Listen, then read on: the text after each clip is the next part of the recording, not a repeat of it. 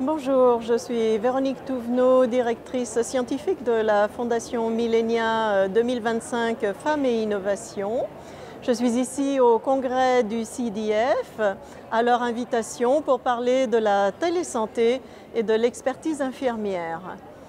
Si ce thème est encore relativement limité et peu étudié, car il n'y a que quelques études publiées, 2 ou 3 seulement et en anglais, néanmoins, les outils et les nouvelles technologies commencent à faire leur apparition dans la pratique infirmière quotidienne.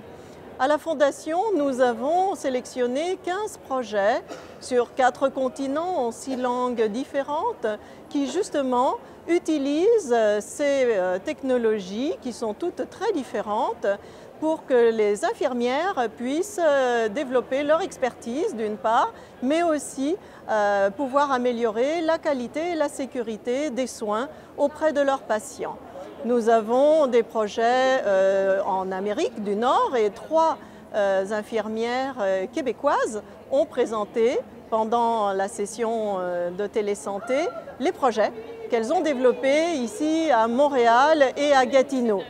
Néanmoins, le monde est grand et des collaborations ont lieu avec la République du Congo, par exemple en santé mentale, et ensuite au Pérou avec le tout nouveau centre de télémédecine, de recherche en télémédecine, avec une infirmière qui est à sa tête, Lady Murugara.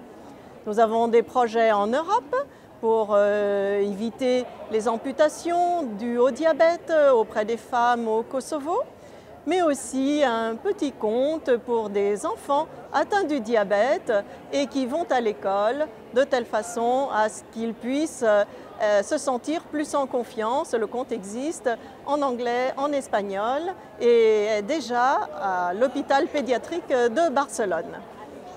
Et en Asie aussi, nous avons plusieurs projets, dont un avec l'Université de Valenzuela pour faire de la recherche sur la télésanté et les personnes âgées.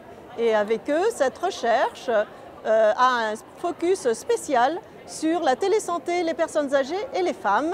Et 5 articles seront publiés entre 2016 et 2017 sur le sujet, surtout sur les femmes dans les zones rurales et dont les premiers résultats sont très prometteurs. Les femmes âgées dans les zones rurales aux Philippines, la télésanté, elles adorent. Et c'est une très bonne nouvelle.